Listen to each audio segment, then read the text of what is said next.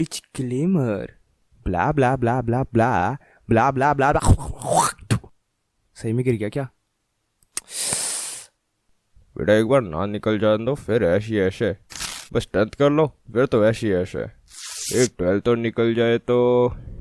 मालूम है ना क्या बोलती पब्लिक? हाँ मालूम है, ना। ऐसी ऐश। 2000 years later.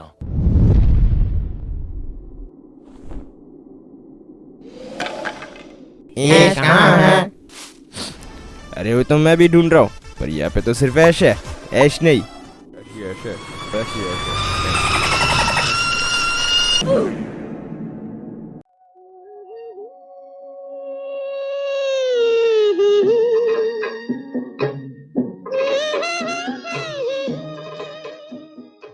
एग्जाम्स मतलब पूरे साल भर की मेहनत का अंदाजा सिर्फ 3 घंटे और 30 मिनट से। हे 3 घंटे 3 घंटे हैं तुम्हारे पास, शायद तुम्हारी जिंदगी के सबसे खास 3 घंटे, और ये 3 घंटे तुमसे कोई नहीं छीन सकता, खुदा भी नहीं। यहाँ पे बच्चे भूखे प्यासे जाते ताकि उनके दही चीनी में कोई गलत असर ना पड़ जाए, और फिर एग्जाम हॉल की शांति में इनके पेट मरोड़े मारते हैं, और कुछ बेशरम लोग इसमें भी चाय बिस्कुट के मजे ले रहे होते हैं। अब पूरे एग्जाम के टाइम पे दिमाग में बस यही चल रहा होता है कि मार्क्स नहीं होगे तो कॉलेज नहीं होगा, कॉलेज नहीं होगा तो जॉब नहीं मिलेगी, जॉब नहीं मिलेगी तो लड़की तो दूर की बात है फिर। और कुछ लोगों के दिमाग में तो ये भी प्लान चल रहा होता है कि कहीं से कोई हमला कर दे, फिर हीरो बन के लेडीज लोगों को बचाएंगे, और फिर प्रिंसिपल खुद आकर बोलेगा कि पढ़ने की कोई भी जरूरत नहीं है।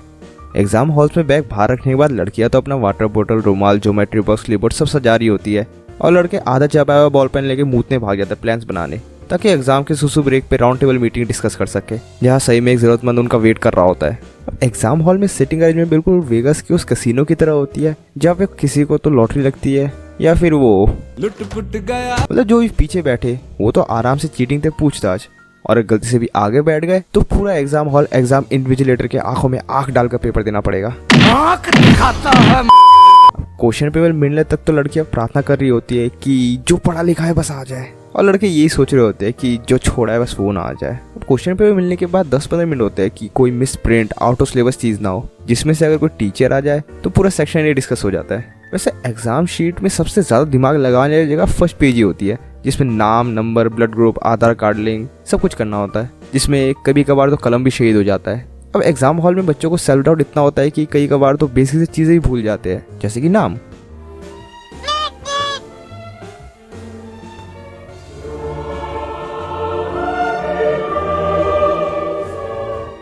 एग्जाम इन्विजिलेटर से बहुत ज्यादा फर्क पड़ता है चीटिंग पर। कभी कभार तो इतना स्ट्रिक्ट टीचर आता है कि हल्का सा सांस लेते शीट फाड़ दे, और कभी बच्चे तो पता नहीं कौन सा परफ्यूम लगा कर आते हैं कि पूरे एग्जाम हॉल में मास्टर उनके सामने से हटता ही नहीं है। लेकिन इन सब हर्डल से भी ऊपर लोगों ने कई तरीके निकाल लिए, जैसे कि different cheating methods, chits, फर्रे, sign language, कोई हाथ में लिख कर जा रहा है, कोई पैरों में। शीट से आंसर डेस्क और क्लिपबोर्ड में लिखे रहते हैं।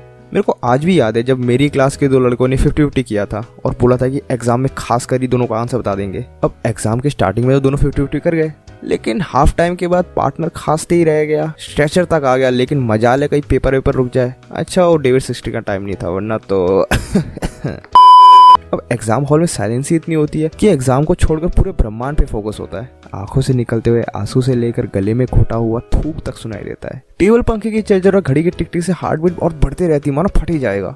एग्जाम में फोकस बहुत ही जरूरी होती है। बच्चे माथा मार मार कर आंसर बना ही रहे होते हैं कि कोई सा मास्टर सारा फोकस उड़ाकर जितना थोड़ा बहुत आंसर लिखा हुआ है भुलाकर चले जाता है। चल यार साइन कर, अनाड़ी है, साइन कर, चल साइन कर रे, साइन कर चल। मतलब ये सारे काम तुम्हें पहले नहीं करने होते क्या? अभी क्यों यार? बच्चे का बना बनाया आंसर है क्या यार? मतलब चेकिंग वाला मास्टर भी सोच रहा होगा कि एक्स की बात क्या, एक्स की बात क्या। लेकिन ये बात है, एग्जाम हॉल में वर्ड्स की असली कीमत पता चलती है जब फाड़ में जाए एब्रीविएशन। सभी खाली संधि विच्छेद के पीछे भागते हैं, जैसे डोंट बन जाता है डू नॉट।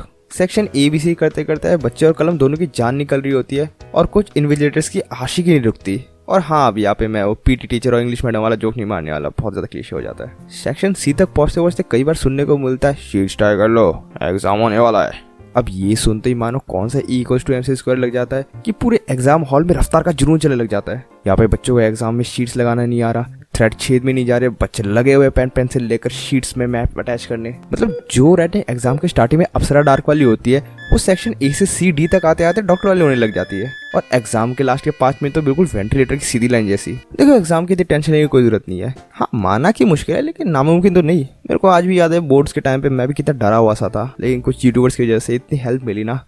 और ये बोर्ड्स को तो ऐसी फालतू में बदनाम करके रखा हुआ है। एक बार मेरे को किसी ने कहा था बोर्ड के एग्जाम लाइफ के सबसे इजी एग्जाम्स होते हैं, बस पेन वगैरह और सिलेबस एक बार चेक कर लेना और कुछ ना कुछ तो लिखते रहना शीट्स में, खाली तो मत ही छोड़ना, मतलब भर के ही आना। क्योंकि ज्यादा लिखने के मार्क्स भले ही ना भी मिले लेकिन ना लिखने के मार्क्स कट जरूर जाएंगे। तो बस वही है, चिल करो और एग्जाम में पास देना। अबे फोड़ क्या लिखा है यार, ये कैंसिल ना कर दे बस कोई। हाँ बेस्ट ऑफ लक। बाकी इस वीडियो और एग्जाम से रिलेटेड तुम्हारी क्या एक्सपीरियंस है, व्यूज है तो बता दो यार, मतलब। तो हाँ फिलहाल के लिए तो इतना ही, तब तक के लिए बाय।